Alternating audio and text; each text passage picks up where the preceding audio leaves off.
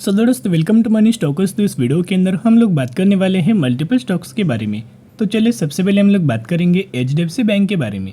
तो HDFC bank का अगर आप परफॉर्मेंस देखोगे तो ऑलमोस्ट हमें 0.79% की नेगेटिविटी के अंदर क्लोजिंग नज़र आ चुकी है एंड 1494 रुपीज़ के आसपास हमें एचडीएफसी बैंक की क्लोजिंग नज़र आ चुकी है। अगर आप एचडीएफसी बैंक का पिछले 5 दिनों से, पिछले 1 महीनों से, पिछले 6 महीनों से भी अगर आप परफॉर्मेंस देखोगे ना तो लगातार दोस्तों गिरावट ही गिरावट हमें एचडीएफसी बैंक के अंदर नज़र आ रही है। लेकिन करंटली अगर आप देखोगे जितना हमें गिरावट दोस्तों होना था ना वो गिरावट अभी हो चुका है। फॉर एग्जाम्पल पिछले 6 महीने में अगर आप एचडीएफसी बैंक का परफॉर्मेंस देखोगे तो लगातार गिरते ही गिरते हमें जा रहा है। तो कहीं ना कहीं 11% की गिरावट हमें अभी तक एचडीएफसी बैंक के अंदर नज़र आ चुकी है। इसके पीछे का रीज़न मैंने शेयर किया था कि मर्जर जब हमें हुआ था ना एचडीएफसी बैंक का एचडीएफसी लिमिटेड के साथ, अभी ये पूरी मर्ज एंटिटी बन चुका है, एक बहुत बड़ा एंटिटी अभी बन चुका है। तो जब भी कोई भी बड़े बड़े कंपनीज का अगर मर्जर दोस्तों होता है ना, उन कंपनीज के अंदर थोड़े बहुत पैरामीटर्स के अंदर हमें फॉल नज़र आता है एंड कहीं ना कहीं करंटली मार्जिन्स थोड़ा बहुत गिर चुका है, मार्जिन्स के अंदर डिक्लाइन नज़र आया। इसी का इम्पैक्ट हमें नेगेटिविटी के अंदर एचडीएफसी बैंक के अंदर नज़र आ रहा है।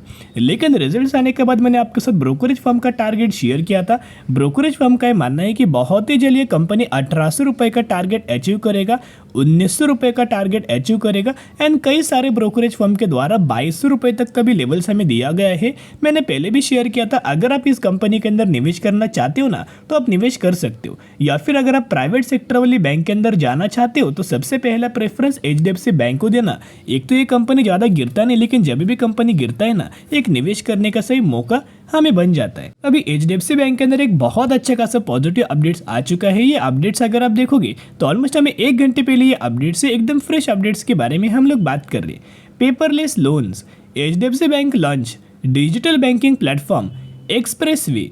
अभी क्या हुआ है आपको पता है, पेपरलेस लोन बहुत ही ज़्यादा करंटली डिमांडिंग चल रहा है। बहुत ज़्यादा लोग क्या कर रहे हैं, लोन जब भी दोस्तों अप्लाई करता है ना, लोन सैंक्शन होने के लिए, पेपर वर्क करने के लिए बहुत ज़्यादा टाइम जाता है।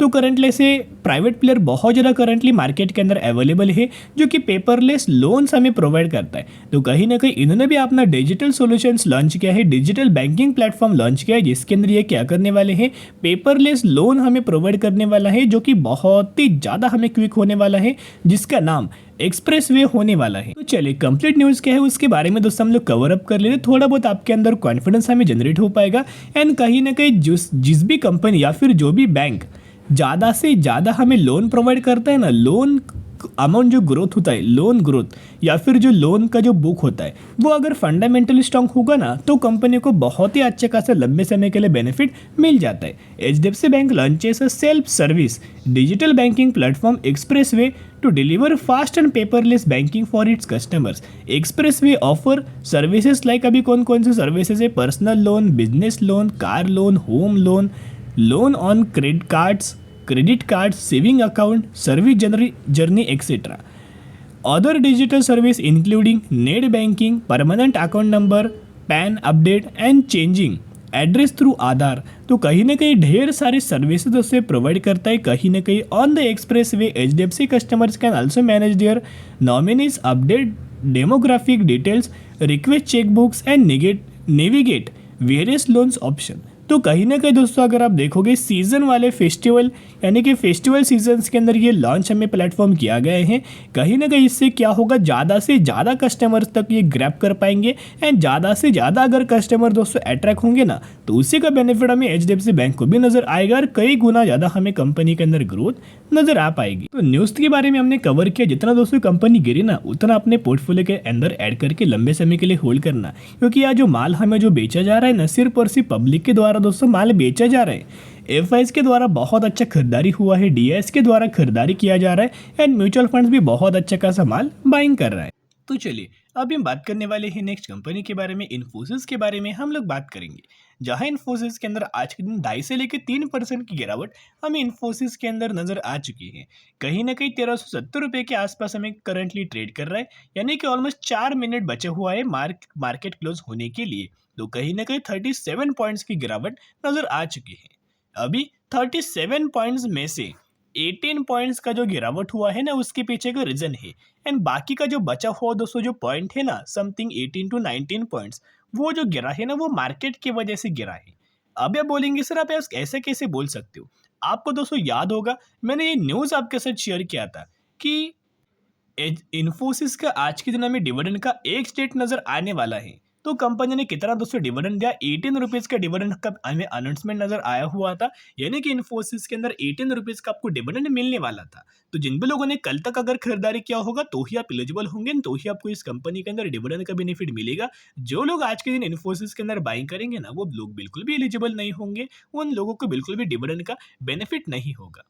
तो आज के दिन जैसे कि कंपनी का डिविडेंड का एक डेट था, तो कहीं ना कहीं जब भी दोस्तों डिविडेंड का एग्जिट होता है ना उस कंपनी के अंदर जितना कंपनी डिविडेंड पे करता है ना उस प्राइस में से कंपनी का जो करंट प्राइस है ना वो अमाउंट हमें माइनस होता है। फॉर एग्जांपल ऐसा पकड़ लीजिए कि करंटली हमें जो इन्फोसिस का जो प्राइस है 1400 रुपये के आसपास है एंड कंपनी ने 18 रुपीज़ का डिविडेंड का अनाउंसमेंट किया है। फॉर एग्जांपल 20 रुपये का डिविडेंड का अनाउंसमेंट किया है, तो 1400 रुपीज़ में से जो कंपनी का करंट प्राइस है उसमें से 20 रुपये माइनस होके 1380 रुपये के आसपास हमें कंपनी का प्राइस एडजस्ट हो जाएगा।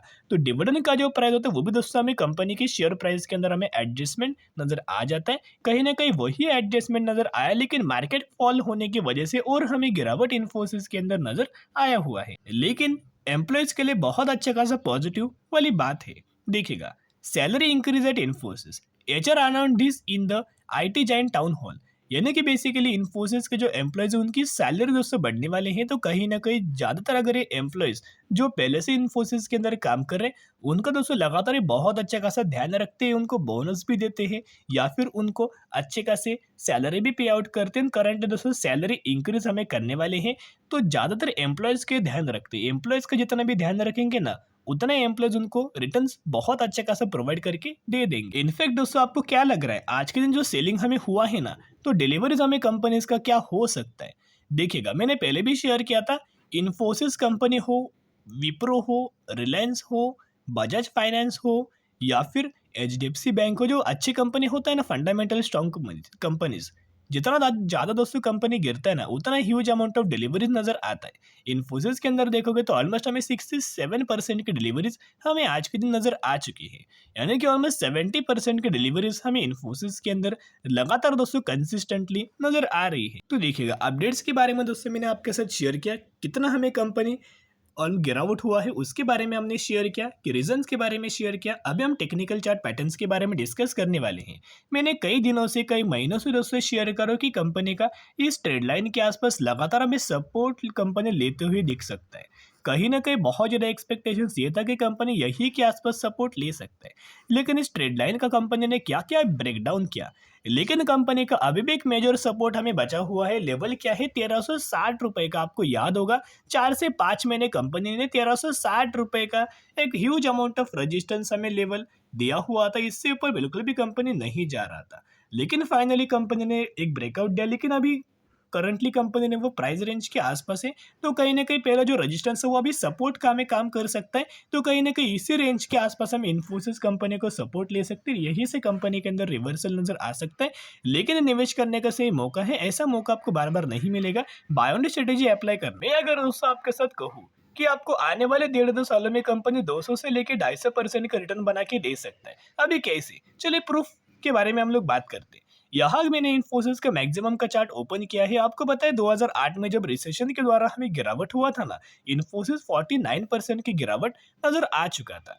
तो इतना दोस्तों कंपनी गिरा हुआ था। जिन लोगों ने, जो स्मार्ट लोग होते हैं ना, जो लोग गिरावट के अंदर निवेश किया होगा जिन लोगों ने, उन्हीं लोगों को इन्फोसिस ने सिर्फ और सिर्फ एक साल में, यहाँ आप देख सकते हो, सिर्फ और सिर्फ एक साल में 200% तक का रिटर्न हमें प्रोवाइड करके दे चुका है। फिर आपको याद होगा 2020 में जब गिरावट हुआ था 20 to 25% तक इन्फोसिस हमें गिर चुका था। जिन लोगों ने गिरावट के अंदर खरीदारी की उन्हीं लोगों को इन्फोसिस ने ऑलमोस्ट हमें एक सालों में, यहाँ देख सकते हो, एक सालों में 190% तक का रिटर्न हमें बना के दे चुका है। एंड जो करंटली 27% के आसपास जो इन्फोसिस गिरा हुआ है ना, ये निवेश करने का सही मौका है। 1-1.5 सालों में कंपनी 150 से लेकर 200% तक का रिटर्न आपको बना के दे सकता है। तो बाय ऑन स्ट्रेटेजी अप्लाई कर सकते हैं। अभी हम बात करने वाले हैं बीसीएल इंडस्ट्रीज के बारे में। यही वो कंपनी जिन्होंने 1:10 का स्पीड का अनाउंसमेंट किया है, यानी कि एक के बदले आपको 10 शेयर मिलने वाले हैं। इस कंपनी का मैक्सिमम का 301% तक का रिटर्न बना के दिया है। 490 रुपये के आसपास ये कंपनी ट्रेड कर रहा है। तो अगर आप इस कंपनी के अंदर कल के दिन दोस्तों खरीदारी करते हो तो ही आप एलिजिबल होंगे एंड तो ही आपको इस कंपनी के अंदर स्प्लिट का बेनिफिट मिल जाएगा। अगर आप परसों के दिन निवेश करेंगे तो बिल्कुल भी एलिजिबल आप नहीं होंगे। तो निवेश करना है तो कल के दिन आपको करना पड़ेगा। तो स्टडी करके एनालिसिस करने उसके बाद निवेश करने की कोशिश कर सकते हैं।